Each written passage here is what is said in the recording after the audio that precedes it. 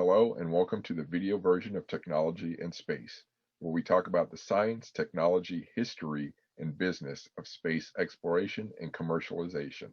I'm Chris Alvarez, and thank you for watching. I'm speaking with David W. Brown, author of The Mission, A True Story, published by Custom House January 26th, 2021.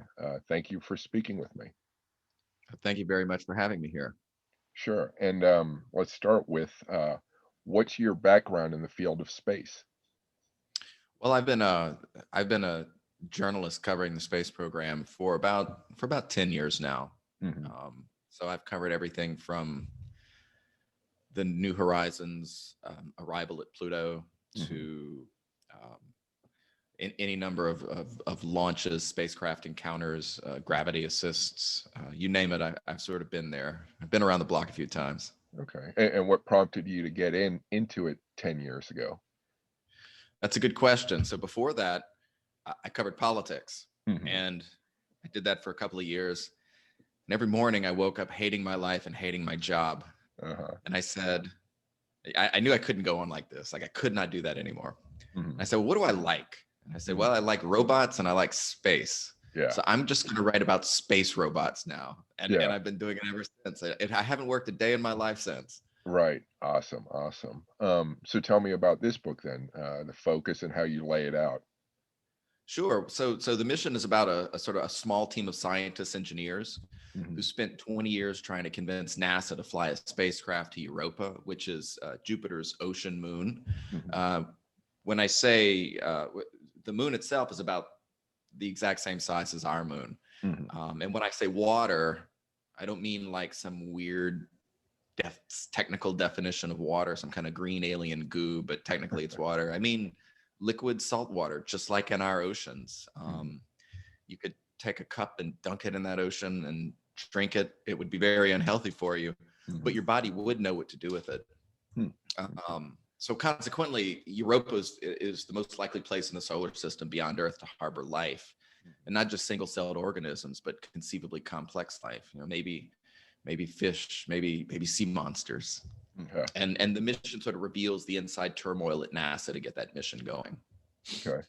The book itself is about the journey to getting the mission approved. Hmm. The way NASA works, it's their missions are competed internally, Hmm. and this is both within the agency but also in the science community. Hmm. And it took a long time for the White House, for Congress, for NASA headquarters, and for the scientific community, and actually for the Europa engineers and scientists themselves sort of coalesce around this mission and finally get it going. So Hmm. once it was formally approved in the budget, once it became an official mission, that's really when the story, that's kind of where the story ends. The hard Hmm. part is done. There's a saying in engineering that you can fly a spacecraft for 3 billion miles. That's easy. Yeah. It's the first inch off the Earth. That's the hard part. Huh. So the spacecraft itself is under construction and it should launch in 2025. That number plus or minus 6 months, Okay. let's say.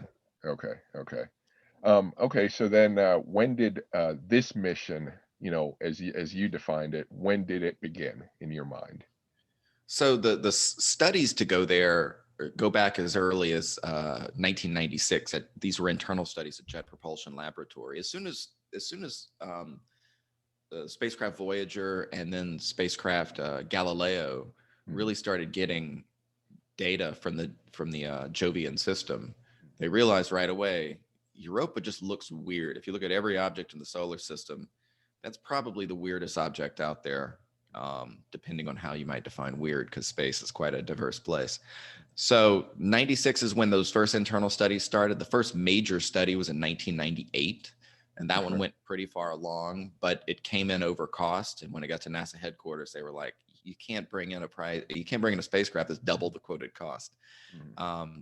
And there were multiple iterations of the mission since then. So they have studied the heck out of this mission and what a spacecraft there would look like, and what they came up with was quite elegant. I guess first, what companies did they approach as far as putting projects? Well, I guess two questions. Um, how were they? What science projects were they developing for the mission, and who did they approach as far as launch and all the other sort of basic stuff with the mission? So most of the sort of engineering and development work's been done internally at JPL, sort of the way that they do the Mars program. Hmm. The in terms of price tags and sort of mission size, originally the goal was going to be, can we do this for $500 million, say, sort of a discovery class mission? And this was very early on. This might actually be during Discovery's inception. Hmm. And the answer was sort of a very quick no, we can't do Discovery, or we can't do something that inexpensive. And then it was, can we do it under $1 billion? Hmm. And again, the answer was sort of a resounding no. And ultimately, it became very clear this has to be a flagship class mission. And the reason for that, which a flagship class mission is a directed mission. They're called large strategic science missions at NASA headquarters. Hmm. And the way it sort of works with these are invariably multi-billion-dollar missions. They are missions that usually go over budget. Europa Clipper has actually been pretty successful in that regard. Okay. In actually staying on budget. But I think Clipper itself is going to end up running. The numbers kind of go all over the place, but we can safely say $3 billion. And once the dust settles, we'll know for sure. Okay. Okay. But do you get into what? Because I recall there's some debate about what exactly do you want to put on the spacecraft as far as what science do you want it to do? The one thing I want to add to the previous answer is the reason for the cost, and this does come to the science instruments that it carries. Mhm. Europa exists in what's called the Jovian radiation belt. It's probably the least hospitable place in the solar system. The conditions there are like the immediate aftermath of a thermonuclear bomb. It's hard for a spacecraft and a spacecraft computer to survive in that environment. Mhm. Accordingly, the spacecraft has to be heavily radiation shielded, Mhm. or as would as would be the case in the end, rather than orbit Europa, they decided to orbit Jupiter, and each time it circles the planet, whenever it passes by the moon, it captures it in a slightly different orientation and just takes one stripe at a time, one stripe at a time, one stripe at a time, until ultimately it gets that 360-degree view of Europa. It gets all the data it would have gotten had it just orbited Europa. Hmm. And this allows it to avoid marinating in that radiation belt. It can dip in and get out, dip in and get out. Mhm. In terms of the instruments and the science they want to achieve, obviously carrying a camera is vital. They want to see what the surface looks like. And one of the reasons for that is they're going to want to characterize it for a future lander to actually touch down on the surface and eventually saw its way into that ice and sort of dig 10 centimeters under and start sniffing around to see if they can find evidence of things that once wiggled. Mhm. They want to be able to do ice shell science, so they would have to carry a radar. And what they want to be able to do, because Europa, it's an ocean world, but that ocean is covered in ice, sort of like Western Antarctica, where there's the Southern Ocean is beneath the continent on that half of Antarctica. Okay. So they want to be able to see into the ice, see as deep as possible into the ice, and sort of make a get three-dimensional data on it, so they can model it and characterize it. Okay. They needed think just your typical instruments like spectrometers and magnetometers, Mhm. particularly because there's an ocean down there. A magnetometer is a great way to really characterize that ocean, Mhm. its volume, and obviously with the spectrometers they can get Mhm. they can get composition of the surface. They can figure out what's going on there, what exists there. They also have plumes jutting from Europa, and that's kind of a cool thing because it's basically impossible right now technologically to get into that ocean. There are ways Mhm. to, there are sort of things on the drawing book, but it's still science fiction.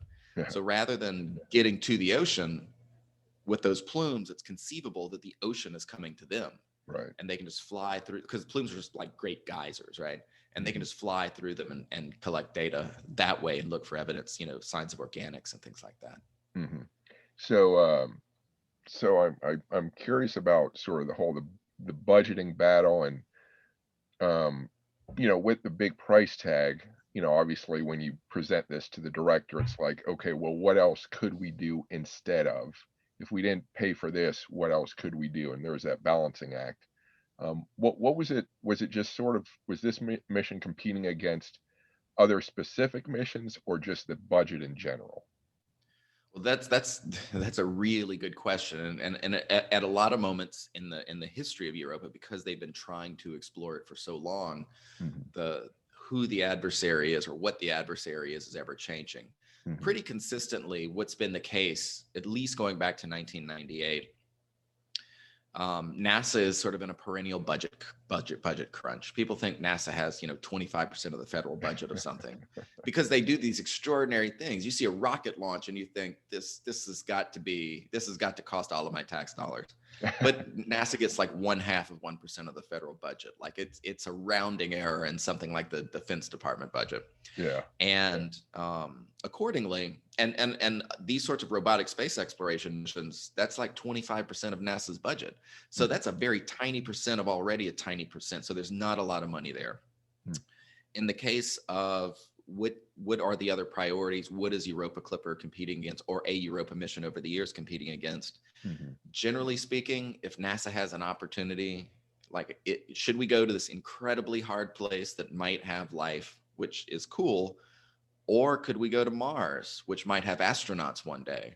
Mm. The answer was usually, let's go to Mars. Mm. Um, Culturally, Americans like Mars exploration. Mhm. Um, Culturally, at NASA, it's a Mars first organization because it is a human space flight first organization. And when you look at sort of the founding of NASA, um, the plan originally was to go to Mars before anybody thought about going to the moon. The moon was a distraction once the Apollo program got underway. This is this is the early 1950s, obviously. Mhm. Um, in terms of what could we spend instead of going to Europa, and that was something along the way that happened all the time. Mhm. Sort of those competing internal priorities, things like James Webb Space Telescope going over budget, ended up eating into the science budget, or eating into the planetary science budget under the Obama administration. That's one reason why Europa had a hard time getting approved, even after Congress demonstrated a very firm willingness to pay for it. Mm. NASA was afraid, yeah, but if you guys lose re-election, we will have these long-term commitments that we can't pay for. So no, we're not going to get behind it. Mm. Ultimately, Congress basically twisted NASA's arm and said, no, you really will do this. This wasn't a request. And that's one reason why, because the Europa mission was passed into legislation. Um, it is what John Culberson, the former congressman from Houston, used to say, this is the only mission that it's illegal for NASA not to fly. So, and you did mention you sort of contrasted standard science instrumentation versus new instrumentation. I'm curious about that, the balance there, like how much old, how much new will be on this. Are you talking about in terms of what's coming off the shelf versus what's being developed? Right. Yep. Okay. Because you Well, mentioned the spectra, I'm mispronouncing it, but you said some of the no. science instruments were standard. Right. So before, so one of the interesting things about Europa is, or one of the reasons why Europa Clipper ended up getting approved in the first place, was the discovery of plumes. That was a major finding by scientists using the Hubble Space Telescope, Mm. and it Okay. was a game changer. Suddenly, the ocean wasn't a thing that we could get to 100 years from now. It was a thing that we can get to now, and by flying through those plumes, we can get meaningful data. Mhm. Um, Originally, as conceived, Europa Clipper was going to be a no miracles spacecraft Mm. because the mission had been canceled so many times over the years because of budget reasons. They said, we're going to do the cheapest, lightest, most off the shelf spacecraft we can do. No surprises when we're developing this thing. Mhm. Once the mission was approved, though, what ended up happening was the instrument proposals that came in were sort of Ferraris, where they were kind of counting on, Toyota Tercels, Yeah. which is great from a science standpoint. I Mm. mean, even if instruments see features cut from them as the spacecraft goes further into development and certain things go over budget, and we have to, well, let's get rid of that capability of this of instrument X. No matter what gets cut, it's still going to be far above and beyond anything that was originally proposed. So it's the science return is just going to be rich and beyond anybody's wildest dreams. Mm-hmm. That said, the instrument development is quite challenging because again, they're building Ferraris from parts right now. So we'll see how that works out in the end. Interesting. So, and did the same scientists or engineers work on the project all the way through, or has there been much turnover? There's been a core team who's been there from the start.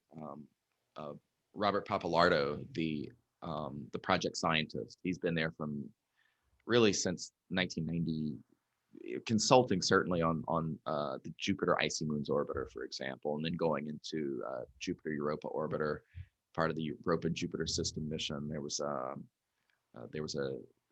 Europa Habitability Mission study, ultimately what led to Clipper. So he's been there sort of in modern Europa studies basically the whole time.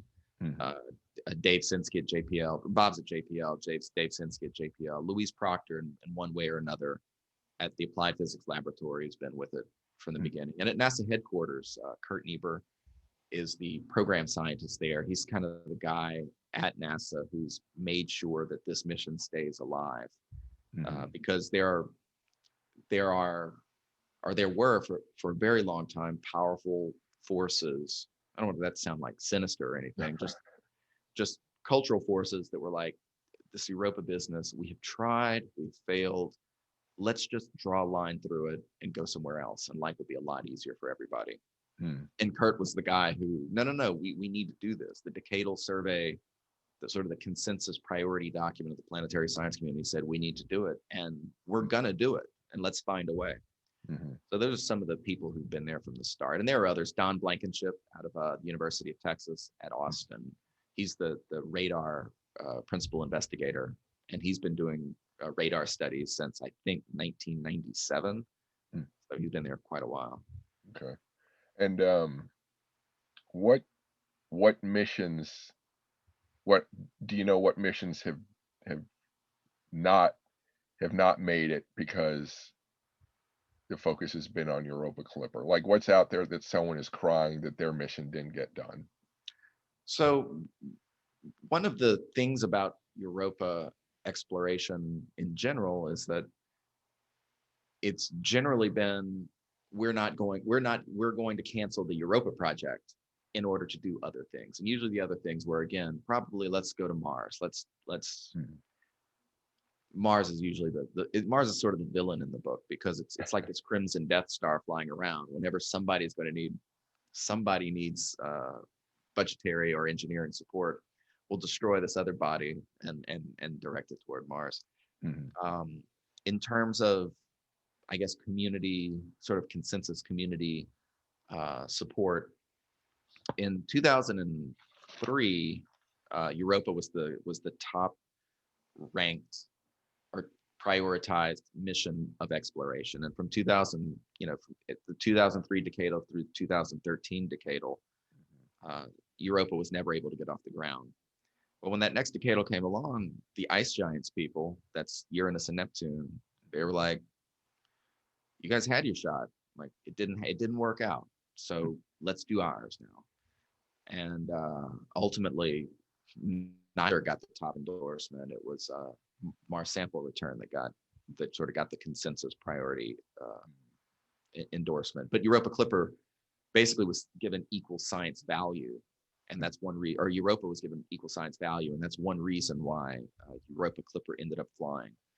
Going into the next decadal, will the ice giants get a mission? I have no idea. It might be able to be done with a New Frontiers budget, in which case, if we can explore the ice giants for $850 million or just under $1 billion, that would be an extraordinary achievement, and it would also free up NASA for its large strategic missions to go somewhere else, whether it's to actually get the sample from Mars back to Earth, whether it's to put a lander on Europa, or maybe a Venus flagship, or perhaps an Enceladus flagship. Hmm. How do you document at all efforts by anyone involved in this to generate more public interest or congressional interest? Like, who's who's out there pushing, or throughout the period of this book, who is out there pushing to get people excited about this? That's one thing I always wonder, like how getting the public more interested in science like this. That's a good question. I think in general, the scientific community has sort of had to take that on itself. NASA headquarters is not going to expend a whole lot of time or spend a whole lot of money pushing for a mission that is not approved or close to being approved. Right. There was just no, there's not enough time, and NASA has its own priorities that it's got to keep going. Hmm. So NASA headquarters, I would not say has not historically been the big Europa advocate, not until there was a plausible mission that was going to get a green light. Right. The scientific community has been extraordinary at it.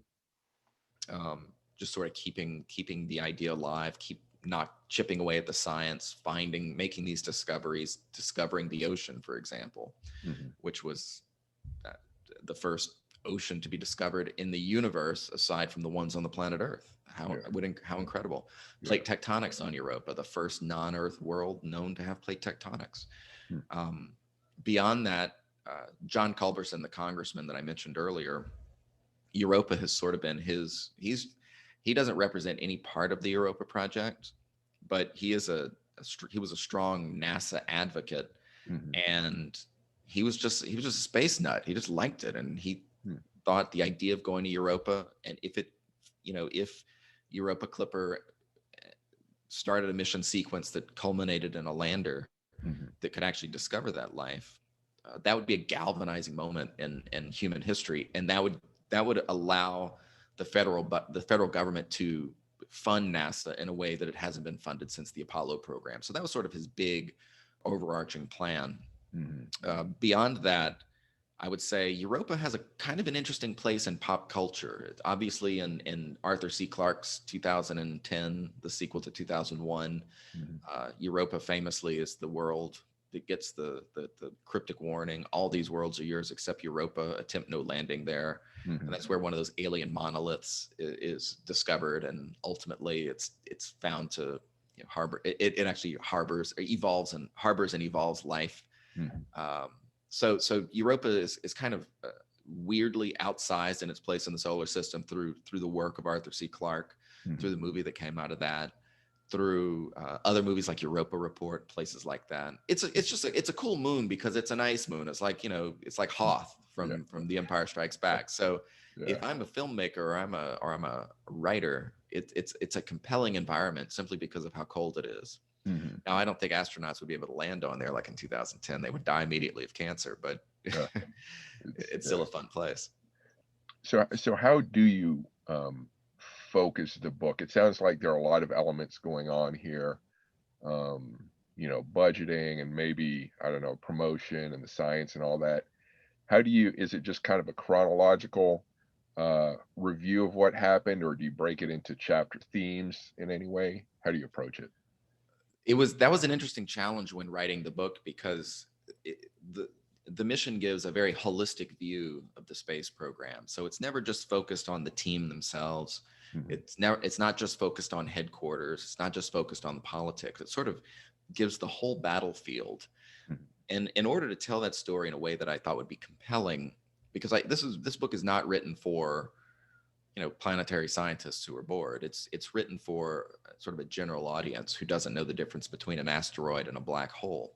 The science in it is rock solid and is explained and introduced in a way that is very accessible and lyrical. Hmm. But that's also a lot of ground to cover, because first of all, I mean, there are people who are on space missions who don't know how NASA headquarters works, right? So Yeah. there's a lot of things to explain. How does NASA work? How does the scientific community work? How does the budgeting process work? How does the science work? And so on and so forth. So what I ended up doing to tell this story with this amazing battlefield in front of me, Hmm. I generally broke the story down into different people at different places. So Uh, I think the book opens with Bob Papalardo mhm, before he came to Jet Propulsion Laboratory, and he would go on to be the project scientist and sort of the man spearheading uh, the Europa mission. mhm, We go to Louise Proctor across the country at the Applied Physics Laboratory, mhm, um, joining the team as well. We go to Congress and we see John Culberson wheeling and dealing to get money for Europa. We mhm. slide over to NASA headquarters. We go back and forth. And so the story also has a major element of the story is the SLS rocket, Mm, because ultimately, um, the way timing worked for things, Europa Clipper had an enormously long cruise phase, right? mm, So after it launched from Earth, it was going to have to fly in space for like 8 years because of how heavy it was, or because of its mass. mm, And um, NASA had no heavy lift capability at the time. Meanwhile, the SLS rocket was sort of pushed on NASA by the Senate, mhm. and at the time it was a Mars rocket, right? This is our journey Yeah. to Mars, Mhm. but we weren't going to Mars. We're not going to Mars for 20 years at least. It's just it was a rocket to nowhere. It had no Yeah. destination. So one of the sales point for both SLS and for Europa Clipper was this sort of marriage made in heaven. And what we ended up seeing was the first rocket in NASA's history that was actually during development a science mission went into its engineering. Like they engineered themselves around Europa Clipper, which is kind of a cool thing. Mm, And so when you're telling the story of SLS, it seems totally unrelated at the time to the Europa story. And mhm. the Europa story is obviously unrelated to SLS. But at the end of the book, they both come together and those people involved come together and sort of push this thing through. Now, here in 2021, SLS is no longer going to be the rocket that launches Europa Clipper. But my book ends in 2015, so Mm, what happened after that isn't really related to the story. okay.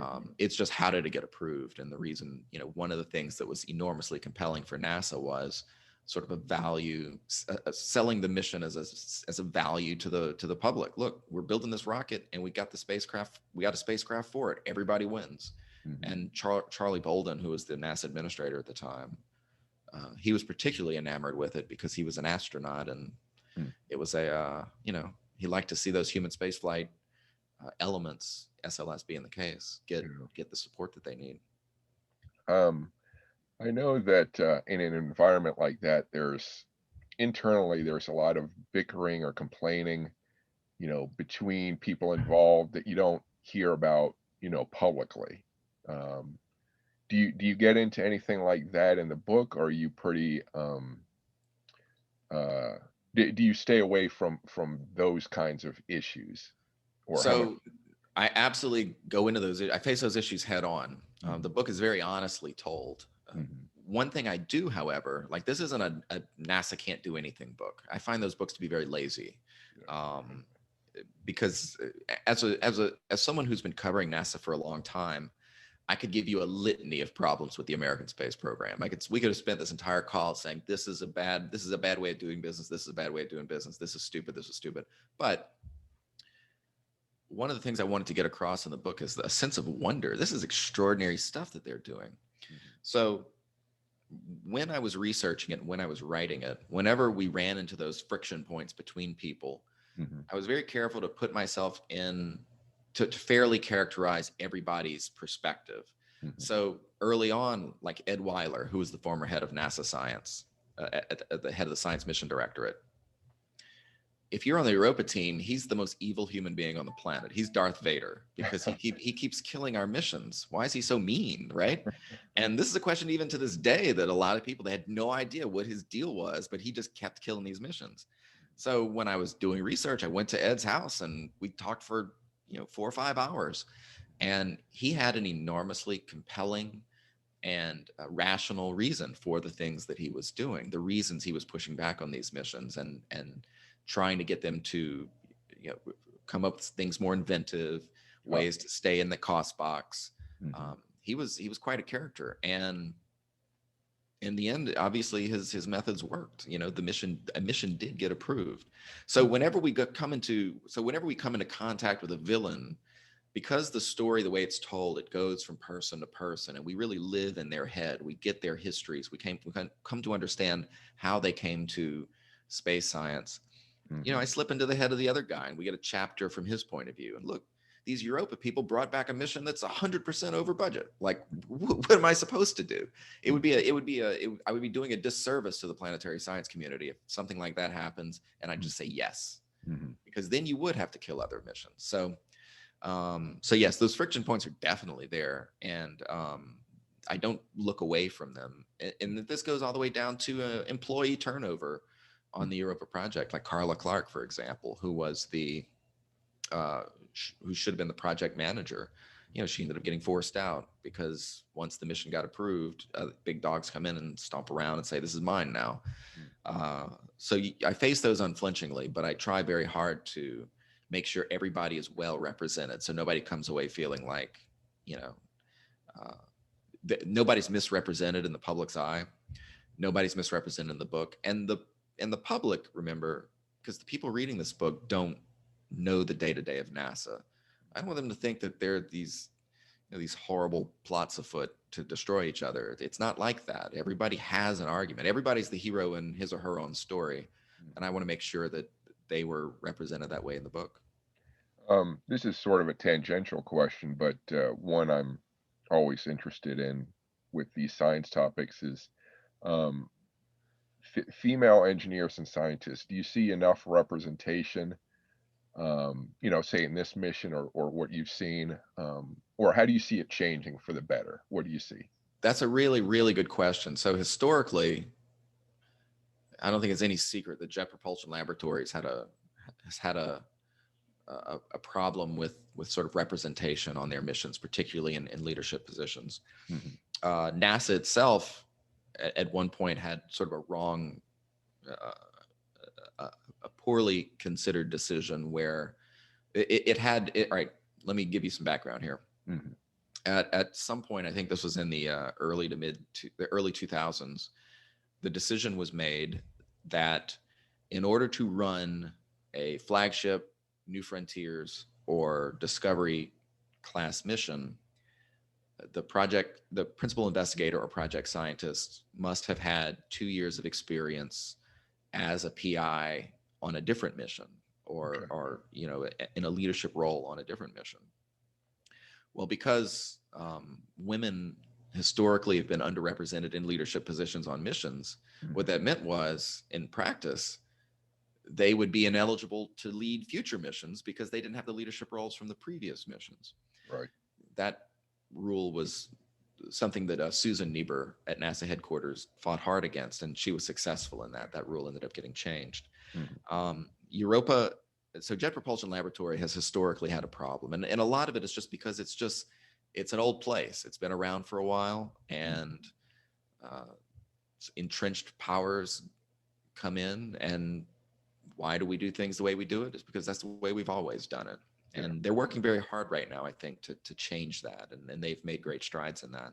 Yeah. Europa Clipper, Bob Papalardo has made it a priority that historically underrepresented persons uh, get those leadership positions, Hmm. uh, get into those meetings, get in, are able to do the science, are able to talk to the public, are able to be meaningful and leaders on these missions. So Yeah. that's like a top priority of Europa Clippers, to make sure that you never see the panel of like white men doing all the talking like Yeah. that. That would be considered a colossal failure, and good for them. That's the way it should be. Yeah. Yeah. But I'm always about, make the pool as wide as possible of possible candidates, because then you get, the best you can that are out there. Um, Exactly. And then that's like, I think it was Sally Ride who had the quote, like, if you don't see it, you can't be it, or something to that effect. And so it's important to have powerful representation on these things. yeah. Um, so let me ask about how you did your research. Like, it sounds like it was a lot of interviews, but what else did you use for this? Yeah. So the book took 7 years, just under 7 years to write, Mhm. um, and research. Interviews, I interviewed over 100 people from graduate student to administrator of NASA. Mhm. Research, I had to learn to read science papers. And let me tell you, if you don't read science papers, that's not a fun thing to learn how to do. Um, so that was, I attended so many conferences, so many workshops, so many meetings and gatherings Mhm. in order to see science being presented, in order to see, in order to meet with people offline and say, look, you just gave this incredible talk, but I Mhm. don't get it. Like, can you help me with that? Can you walk me through it? Yeah. And doing things like that. In terms of yeah, the first time I went to LPSC, the Lunar and Planetary Science Conference, where planetary scientists sort of gather every year in Houston Mhm. and just talk science for a week. The first day, that morning that I went there, I was feeling super optimistic. I didn't know what I didn't know at that point. I Mhm. showed up for the first meeting, or the first group of presentations, and I almost broke down in tears right there because I said, I've made a terrible mistake. I will never be able to write this book. Um, but but I pressed on, and thankfully I was able to get it. It required. I am very fortunate that the Europa people and a great unnameable percentage of NASA and the planetary science community was so generous with their time, Mhm. because I had to do a homespun planetary science degree in order to write this book, it feels like. And I'm very fortunate that I had the world's foremost subject matter experts taking my calls, getting texts at 3 in the morning saying, what in the world does this convection on Europa mean, or whatever? Like, and they, to their credit, they were responding very favorably, infinitely patient, and helped me every step of the way. It took a lot of work. It was like 500 citations in the back of the book or something like that. It's this enormous number of interviews and science papers, and anywhere I could find information, I went for it. NASA History Office documents, interviews from previous people. I mean, a lot of people in this book are dead now because it's taken so long to get Europa going, and I had to interview widows and former students and things like that in order to build the stories of these people who are no longer with us. So Mhm. it took a lot of patience from people, and I'm very fortunate that they were able to, or they were willing to offer me that help. Did you were you able to take advantage of any kind of official credentialing that gave you better access, or was it just all your own force of will to make it happen? It was a force of will situation. Unfortunately, I'm sure that there is some sort of secret handshake you can give to the person at NASA, the NASA press office, where they say, by the way, we have the vault back here with the things we only give people in the big club. Yeah. But I never got the keys to the vault, or the combination to the vault. I had to bother the heck out of a lot of people for a long time, and Mhm. I frequently had to navigate NASA public affairs, who are not, there are a great many helpful people in NASA public affairs, but Mhm. overall, I would say, as a writer, um, they are an obstacle to overcome. Well, I So think they're being a government organization, I'd imagine they're always worried about saying the wrong thing, and then being fired basically because someone tells them, "How dare you say that?" I do sympathize with that argument, but I'm a taxpayer, like, Yeah. and this book is for taxpayers, so Yeah. we do get to look at the files every once in a while. Were there any interviews that you wanted to do that you didn't get a chance to, like any individuals that you had been really hoping to talk to? I can honestly say that over the course of the book, 7 years is a long time. Mhm. I got to talk to everybody that I could possibly want to talk to. And one thing that I found, a greater challenge that I had, was not having room in the book to talk to more people. Mhm. Because there's every person that I spoke with down the line had an enormously compelling story, have dedicated themselves to this incredible thing, and are just extraordinary people. I mean, it takes a strange and wonderful person to dedicate themselves to the surface albedo of a dwarf planet or whatever. Like, it's not, it's what kind of person does that, and what is their story? And it's always fascinating. It is funny. I'm sure Kevin Hand would get a kick out of this. He's at Jet Propulsion Laboratory. He's the one of the study leads on the Europa lander. Mhm. And I never really got a chance to talk to him. I attended talks that he gave, and I was able to get all the notes that I needed. And I Mhm. felt very guilty that I didn't have a place for him in the book, and that I didn't really get to interview him for the book. And that was my fault. It wasn't his. He would have talked, I know. Yeah.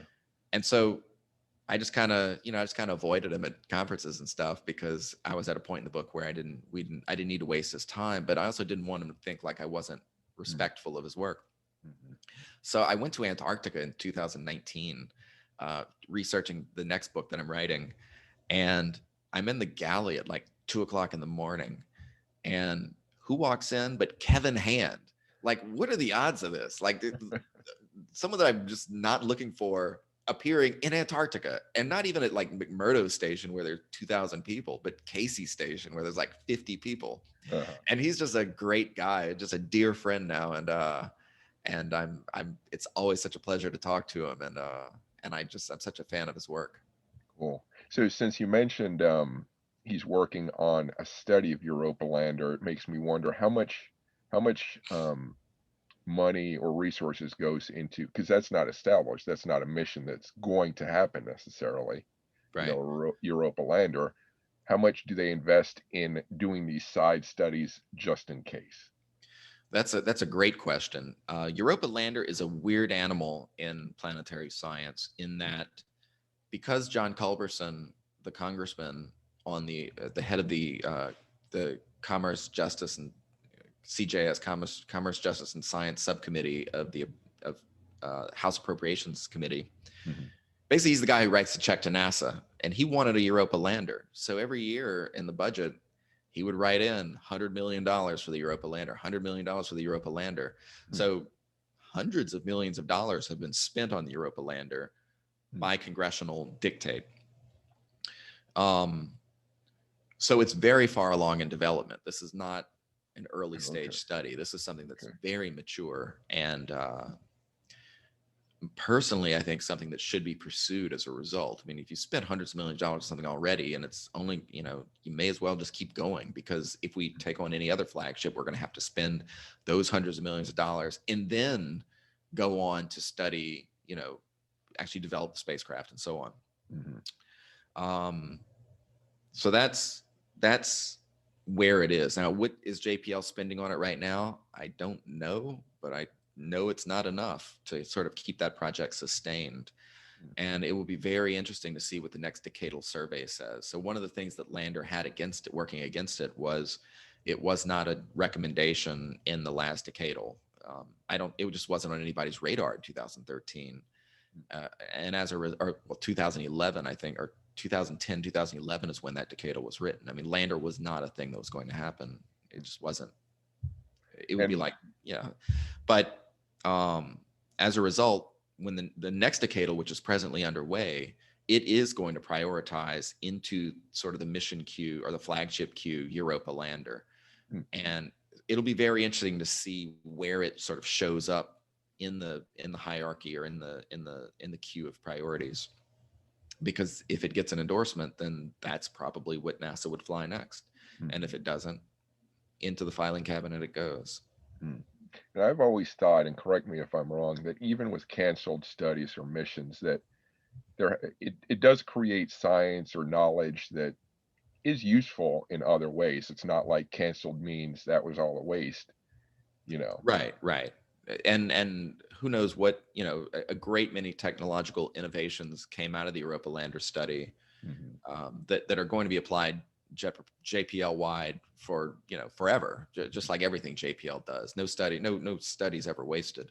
Um, and there's an interesting synergy even with like Mars, like the Perseverance lander Mhm. is that landing technology, and sort of its surface scanning to find that perfect spot to set down on. That technology went straight into Europa lander. So these things are always going back and forth, and the engineers who work on one invariably work on the other, are brought in to consult on the other. So A lot of stuff went into lander, and a lot of stuff from lander is going to go into other things. But I personally want there to be a lander simply because I want to find that Clipper's not going to find the life. Like unless there's like a flock or a herd of tauntauns Yeah. scurrying across the surface, and the camera catches them, it's just not going to find life. You got to get on that surface and you got to dig into that ice. So Yeah. that's And now next. Disney is thinking, wow, if that were to happen, our stock would really shoot up. Let's support this. One of the things I wonder, let's say lander costs $4 billion. If you're Jeff Bezos or Elon Musk, $4 billion is next year's lunch money. Why not just so okay, so if you are a billionaire and you want to be remembered forever, why not invest, why not put your name on the side of the spacecraft that's going to find life and then find non-Earth life in the solar system? Like that would be the most consequential discovery in science, religion, and philosophy ever. Yeah. Who wouldn't do that? If I had $4 billion, I'd write the check tomorrow. I guess that's Good why I point. don't have $4 billion. But no, that yeah, it's a very good point. So with the research, what did you find most enjoyable in the process? Oh, definitely the people. The science was enormously fascinating. Every day I came away amazed. Mhm. For long projects like this, even for short projects, really, if you're a writer, very quickly you come to hate the subject, like, or you come to hate the thing that you've been writing. Oh boy. I do this every day. Like I write 1,000 publishable words a day, and every day, by the time I file the story, I despise everyone related to it, including myself.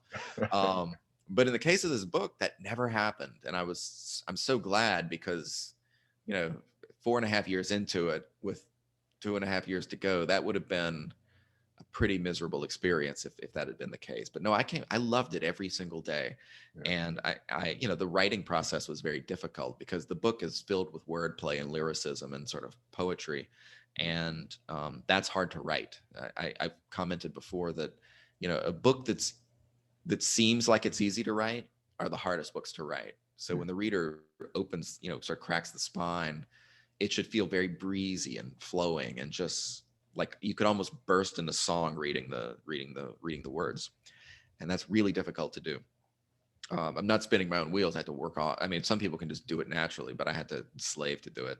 Um, the but it was the stories of the people behind this mission that most captivated me throughout.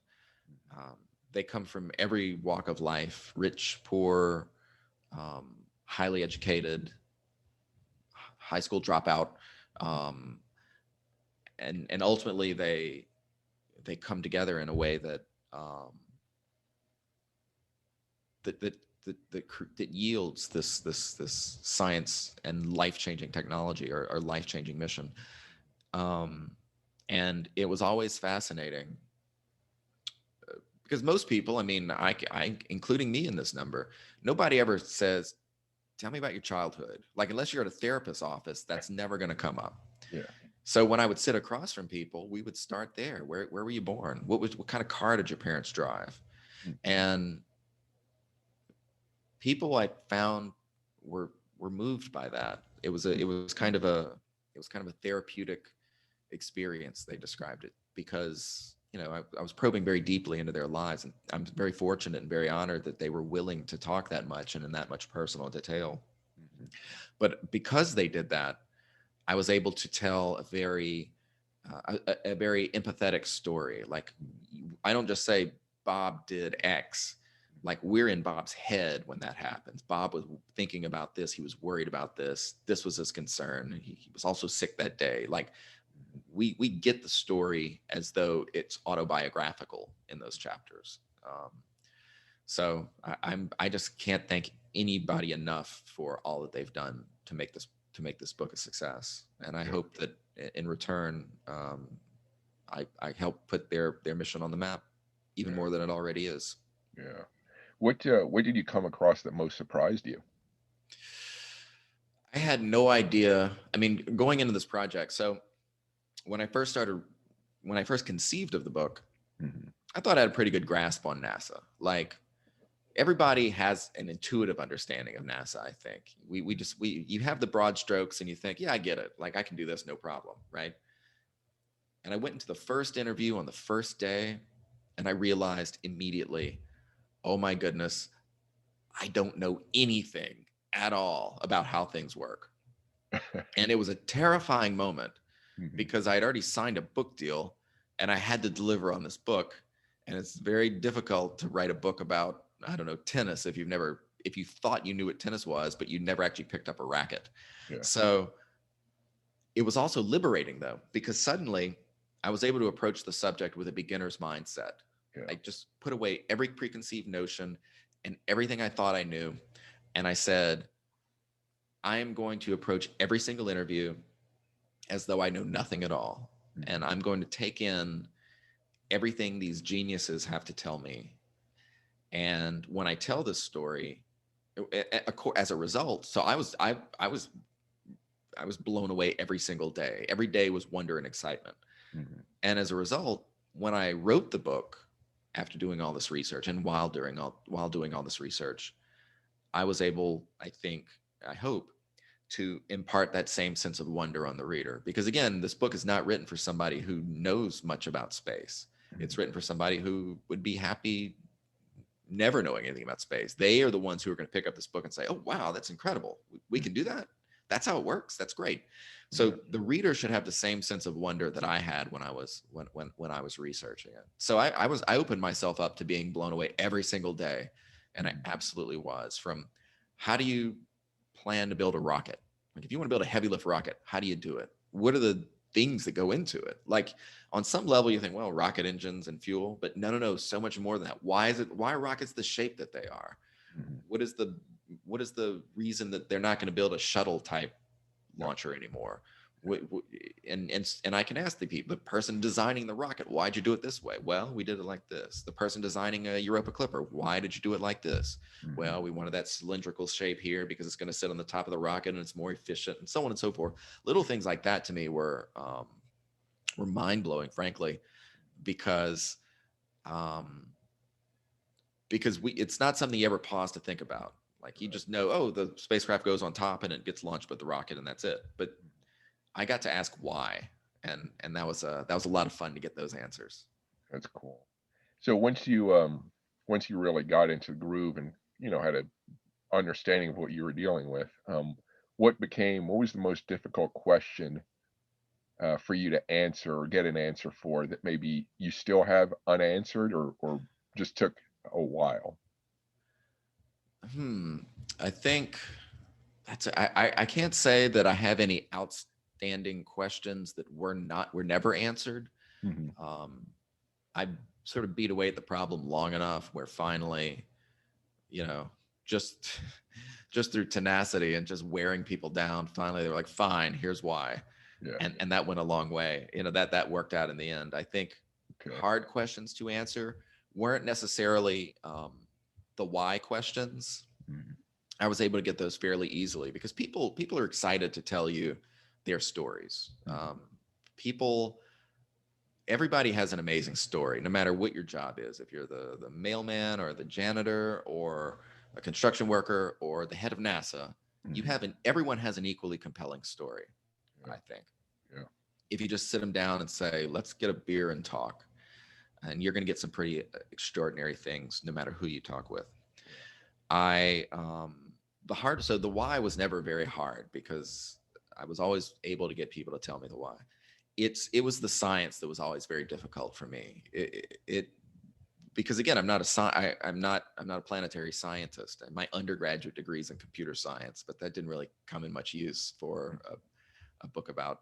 Well, I'll give you an example. Like in high school, I only got two Fs ever, and those two Fs were physics and chemistry. And then when I went to college, I had to, because I was in the College of Basic Sciences, I had to have another science in addition to computer science. So I took geology because they called it rocks for jocks. Yeah. And I just, not that I'm a jock, but I'm no genius. And I just coasted through with a gentleman's C. I couldn't tell you a single thing I did in college with related to geology. And then for the rest of my life, what would my career end up being? Writing about geology, physics, and chemistry. So the past me really did present me a disservice. But again, as I said earlier, thankfully I'm able to pick up the phone and call the world's foremost subject matter expert on ice shelves on Europa or whatever. And he can say, well, and I'm like, no, explain it to me like I'm a very small and stupid child. And they were able to really break those things down and teach me things I wouldn't ordinarily have done. So Yeah. that was hard. You know, the unknown unknowns in terms of one's own personal knowledge. It that could be intimidating a lot, but in the end, we soldiered through. And Mhm. one of the things I was very afraid of when I finished writing the book, I submitted the manuscript was submitted. We'd gone through the first round of edits. We went through the second round of edits. It was over a year and a half of edits, I think. And finally, the manuscript was in semi-final form. And again, drawing from hundreds and hundreds and hundreds of source documents and interviews, I was terrified for the principals on the Europa mission to finally read it. These scientists who literally wrote the book on these subjects, right? They wrote the textbooks behind these things. So you're not slipping anything past them. Yeah. And I sent it to Bob, and he was one that I was really worried about because he's so smart and he notices everything. Mhm. And I didn't know what to expect. And later that night, I got a text message like, I'm reading passages out loud to my wife. And he and Mabel went back and forth, like reading passages to each other. And when he finished reading the manuscript, he said, I need you to change one word. Like he had one word he wanted changed for precision in the science. And I'm like, oh my goodness, it was one of the proudest moments of my life because there's a lot of science in this book. Yeah. And it wasn't merely a matter of parroting the science. Like, it wasn't like I could read a science paper, go to the conclusion section and just Right. paste in, or rewrite these sorts of dense science things. I had to internalize this science and I had to synthesize it with other science and then tell it and then explain it to people in a way that anybody could understand. Someone who has, who's never once looked at the stars, has lived in a city their entire life, and light pollution has kept the sky away from them their entire lives. And Yeah. suddenly they have to understand the Jovian radiation belt, or how physicists were able to use the Galileo magnetometer to find the subsurface ocean on Europa. Yeah. Like it felt very good in the end that I was able to get that science right. So. Yeah. I like that you bridge the gap between, the people without the knowledge and the people who have all the knowledge, so to speak. I like that. It was a real honor to be able to talk to these people. It's just, I have chills right now just saying it out loud because it was such a big part of my life. And I was in the trenches for so long. It was a great experience. What was it, at any point did you experience like a very strong emotional reaction, either just like joyful or maybe something that really affected you negatively? Like, did you have anything that impacted you that hard through the process? Well, because the story is written with a tremendous amount of empathy for everybody that I encountered. Hmm. One of the things I was able to do, or one of the things that I encountered while writing it, was a certain, because I'm spending so much time in these people's heads, Hmm. like I would always either get super frustrated on their behalf, because when writing it onto the page, this person is frustrated at the system or whatever, at a colleague, at the system, at the way things work or whatever, at the budget. And so so I had to get frustrated on their behalf. And I did, because again, I approached this entirely with a beginner's mindset. So when I went to the interview with the villain, who I thought was going to be the villain of the book, oh my goodness, I'm so excited. He's mustache twirling, death ray pointed at Metropolis bad guy. Yeah. And then I sit down with him. I don't approach him like that. Right. Tell me your story. Yeah. Tell me, how did you first approach Europa? Tell me, what were some of those hard decisions you did? Well, in this year, why was the mission canceled? Like, what crossed your desk that led to that? Hmm. And people would pull out computers and rifle around an email from 1999 and say, well, this happened and I talked to this person and this happened. Hmm. And, I was really upset about it, or whatever. And that went down the line. So even when I'm in the villain's mindset, or the villain, I don't mean it like that, but Right. the antagonist toward someone who would just say, let's just launch the first spacecraft we have. Let's get it to Europa right now. Yeah. anyone who's antagonistic toward that, I made sure when I was writing it and when I was talking to them to Mhm. be just as adamantly, no, we can't do Europa right now. Like we can't do it. And because this is why. And I know it's a hard decision. I got to break it to them, but I'm breaking it to them. Mhm. And so yeah, that was sort of the cool experience I got to have. I got to have a whole lot of emotions while writing this book. And I think the reader will as well. What you mentioned before that like we could have spent the whole time talking about problems. What Right. is there any systemic problem that you could identify that maybe one big problem and then a small problem that could easily be fixed if people focused on it? I think the biggest problem that NASA has isn't really directly related to planetary science, although there's probably, because NASA is so tightly integrated at headquarters, there's going to be some overlap there. Mhm. It is that the NASA administrator and NASA itself belong to the White House. Mm. So when you get a new president, you get a new NASA administrator every 4 years or every 8 years. Because NASA's projects and programs tend to be 20 years long. Like if you want to go to Mars, it's not happening in 8 years. It's just not. It's not happening in 12 years. Right? It's a long-term project. Whenever a new administrator comes in and a new administration comes in, priorities change. Mhm. And if there is a strong science bent at the White House, NASA might do pretty well. If you're antithetical to science, NASA's on its own. Good luck. Mhm. Um, One thing that I would change if I could, and I don't know institutionally how this would work or structurally in the federal government, but I know this is something that Congress has looked at in the past and something they've considered.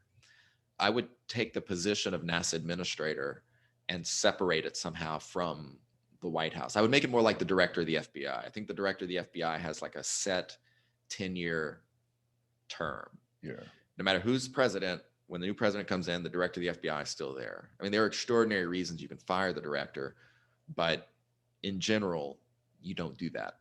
Mhm. And so I would love to see the position of NASA administrator be structured similarly, because the FBI, the FBI belongs to the federal government as well. So there's no reason that I can think of that the administrator of NASA couldn't be the same way, Yeah. and that would allow sort of a consistency across presidential administrations. Mhm. And it would allow these 20-year programs to get a good solid 10 years of consistent leadership, consistent funding priorities. Uh, the administrator could walk into the president's office with a greater authority, Yeah. not as an employee. Not as like merely an appointee of the president, Right. but as a powerful and independent figure in the federal government. Mhm. I think that would go a long way toward helping NASA reach these long-term objectives. That's Mhm. the big one. Yeah. Little things, I don't know. I wonder if in so when we look at the decadal process, the decadal survey, which is going to recommend the next flagship missions. If I'm an ice giants scientist, for example, I don't want to pick on the ice giants. I hope desperately we go there eventually in one way or another. Mhm. If I'm an ice giants person, I say, look, in the 80s, we approved Galileo, and then we went on to explore the Jovian system. In the 90s, we approved Cassini, and then we went on to explore the Saturnian system. Mhm. And then we went with Europa, so we went back to Jupiter, but we don't know anything about Uranus and Neptune and its icy moons. I mean, there's a there's some interesting some compelling science questions to be answered here. It's our turn. It's our turn for a flagship. But I do think that the it's our turn model is probably not the right way to go. If for example, we can explore the ice giants in a New Frontiers budget, Mhm. I think that's the way to do it. I think just because you haven't had a flagship yet doesn't mean you deserve a flagship. I Yeah. think it's what is the best way to answer these science questions. And if we could do it with 6 discovery missions for the cost of one flagship, well, why Right. not do that? I mean, these are these are things that need to be looked at, I think, with the next decadal. Whether it'll happen or not, whether it'll happen or not, I don't know. I wrote about this for Slate earlier this week. Oh, okay. Um, but I do think it's certainly an important question to ask. It's certainly something worth discussing. Hmm. What do you use to keep abreast of, or to keep track of, um, the latest space science news? What sources do you like? I That's a good question. I tend to stay on top of science papers because scientists just generally fire them my way. If you're a scientist reading this, even if it's not space science, by all means, look me up and send me your latest research. I love staying on top of it. It's the easiest way to keep abreast on what's going on. Mm-hmm. In terms of sources of journalism, I don't think I have any one favorite. I like Scientific American. I like Supercluster. I think is doing some great stuff with rocketry. I think they're probably doing the most interesting stuff with rocketry out there. I enjoy um, occasionally the New York Times has some pretty great stuff. Ken Chang is amazing. Um, so yeah, and also I'm just so plugged in on social media with so many space science journalists that I can't get away from the stuff. Like even if I wanted to stop hearing about it, and believe me, there are days when I do. That I don't think I could, unfortunately. I'll get a text message tomorrow that says, "Hey, look at this." So yeah, I'm. It's like uh, uh, Michael Corleone in The Godfather Part 3. Like just when I thought I was out, they pulled me back in. So um, so ultimately, so we talked a lot about what you've written the book for, but ultimately, what do you want it to do for readers? What do you want the takeaway to be? that's a really, really good question. This is a book about scientists, and it's a book that has science in it, Mhm. but it's not a science book, if that makes sense. This is a this is the story of how different people handle being at a crossroads in their lives. Mhm. Um, and in every instance, in every person's head that we're in, they encounter these moments where you could go left or you could go right. And the decisions they made along the way, good and bad, led them to this moment. And this moment being uh, standing at the threshold of launching a mission that could change the course of human history. More broadly, it's a book about crossroads for NASA itself, making that decision. Do we go to Mars? Do we go to Europa? How do we spend this part of our budget? Do we pull away from planetary science and put it toward space telescopes? Does this overrun Mars mission? Do we need to pull money from other projects? How do we make these decisions? Congress, how do we decide what we're going to fund? How do we decide, we who are not astrophysicists or planetary scientists, how do we decide this is the most important priority? Um, More broadly than that, the entire planetary science community, what do we recommend we do next? How do we make these decisions? And what are the implications of that? What are the science questions that we need to answer in order to press our career field or in order to press our scientific discipline forward? And then ultimately, what do we as the human race, how do we want to advance ourselves? How do we want to advance our scientific understanding of the solar system and of the universe and of life itself? Is that a question that we need to answer? Do we need to answer the life question? Do we need to understand how this creepy frozen moon of Jupiter works? And my personal answer is, of course, it's self-evident. But as a country and as a people, that's a conversation that we need to have in a way that we have not historically had it, and we need to make that decision, and then we need to sort of go boldly in that direction. So it's people at a crossroads and how they handled it. And I hope readers come away with a better understanding, not only of how things work in space exploration, but how we work as human beings. Did you have any difficulties? You said you had the signed deal. Did you have any difficulties getting it finally published or anything? Any hiccups there, or was it? No, no. So Custom House, my publisher, they're an imprint of Harper Collins. Mhm. Um, my editor, his name's Jeff Chandler, and when he first signed the book, it's funny. So I'd done a lot of research for a long time. Mhm. I felt like I had a good grip on the subject, and it took about a year to write the book proposal. It's like 100 pages long. Like, a book proposal is enormously detailed, so that when the publisher buys the book, there are no surprises. They know exactly what they're going to get, and you're going to stick with it. So I handed in the proposal, or my agent sold the proposal, or sent the proposal to him, and he called, and we had conversations, and I had conversations with other editors. But ultimately, I went with Custom House because well, it's the hottest place in publishing at the time, and he's probably the most talented editor in the business. And he said, "Well, how long do you think it's going to take to write the book?" And I said, "I guess if I worked really hard, I could do it in a year." And he just laughed and he said, "Yeah, let's see what happens in a year." And of course, 5 years later, I was still working on it. So, Yeah. um, so he was so incredibly patient, so incredibly supportive. Mhm. We would have conversations, you know, once a year, and we would talk, and I would want to almost cry because it's like, I'm still behind schedule, and here's why, and I'm trying, and it's very difficult. And he's like, every great book has that exact same story. I'll talk to you next year. Like, it was that kind of relationship. And ultimately, they gave me the resources and the time that I needed to produce a book that I hope is what we would call a 100-year book. I hope 100 years from now, people are still reading this story. Yeah. So your next writing project, do you want to say anything about that? Any details about it? Oh, sure. Yeah. No, it's about rapid sea level rise Mhm. and Antarctica, Mhm. and it's about a project called Ice Cap, which is based in part out of the University of Texas at Austin, Mhm.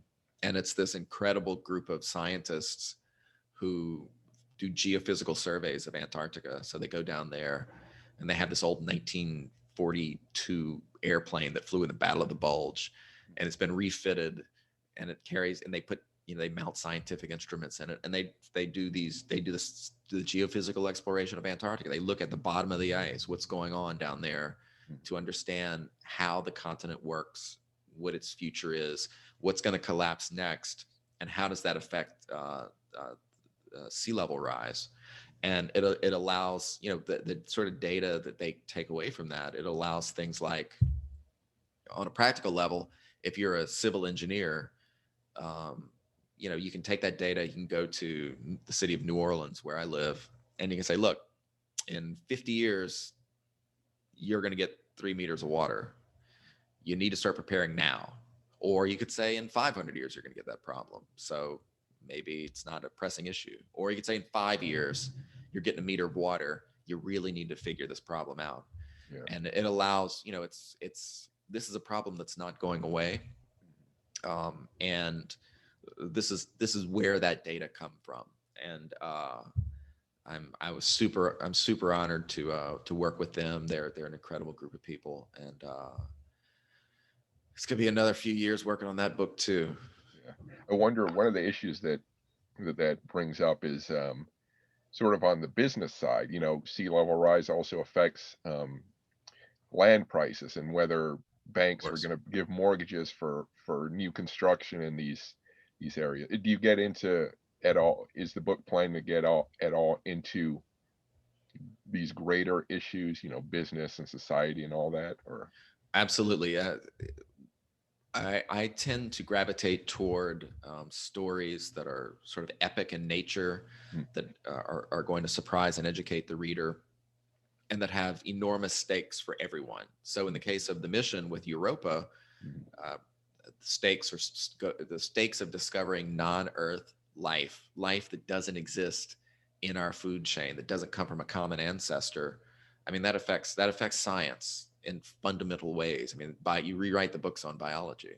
mm, That affects religion, because suddenly we have a second Garden of Eden out there. That affects philosophy, because it's answering that question: are we alone? Where did we come from? I mean, these are fundamental questions that, as a species, we've been thinking about since we were, Neanderthals and cave people drawing on walls. Yeah. In the case of sea level rise and the continent of Antarctica, again, the sea level is gonna rise. Yeah. It's time. It's gonna happen, and again, that's going to touch all of us. I mean, that's Manhattan. That's Sydney. That's New Orleans. That's Miami. That's Los Angeles. That's any number of major cities in China. That's Japan. So these are big problems, and I do think it's important for people. And I'm not far enough into the manuscript yet where I can say exactly what the shape is going to be, but I definitely want to come at the problem in a way that people think they're reading sort of what feels almost like a heist story, right? How did these scientists get this thing going, right? How did they get this data? How did they work around the National Science Foundation or whatever? Yeah. But what they are in fact getting is sort of a profound education in why this matters to you personally, because you're paying for it. Here's why. Yeah. And if we don't do this, if we don't pay for it, these are the consequences. So yeah, that's kind of how it's looking right now. Ask me again in 4 years. Yeah. And good thing you have a patient editor who understands what it takes. We'll see how far I can take this one. I might be asking for a job at the end of the year. So so where can people find you on the web? Do you have social media, website? Sure. I'm on Instagram and Twitter. My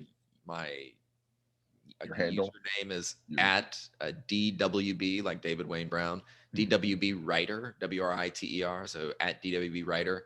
And I have a website. It's dwb.io. So, okay. Yeah. dwb.io. Okay. Well, that's all the questions I have. Do you have any final thoughts or words? No, I'm very grateful for your time today, and your questions were very well considered, and it was fun to think about this stuff because much like the scientists that I wrote about, who they were in the trenches for so long, like just fighting this guerrilla war to get their mission approved, that when I talked to them for the first time, it was like they had to stop and actually look back at all they had achieved. And so they always had these moments where it was almost like, whoa, I did a lot. Like that was something. And it's interesting when I'm talking to you right now, I feel exactly the same. Like, wow, I really went through an ordeal there, but it worked out in the end. So thank you so much for that experience. Yeah, good. Thank you. And thank you for writing a book like this, because I feel like the history of something like this is always important to capture, and it's not often done. So it's really special when it does happen. So yeah, I have to thank you for that, for doing this. It's my pleasure. All right. Well, thank you for speaking with me. No, thank you. Thank you for watching this video version of Technology and Space. If you like this episode, please subscribe for more. If you want daily book suggestions for new science, technology, space history, and space, please check out my YouTube channel, Spacewalks Money Talks, and my website, technologyandspace.com. If you're looking for new military and general history information and books, check out warscholar.org, my YouTube channel, Warscholar 1945, and my podcast, Military History Inside Out. If you're looking for new fiction and nonfiction books on sci-fi, fantasy, horror, gaming, and more, check out chrisalvarez.com and my podcast, Full Contact Nerd Interviews. Thank you for listening.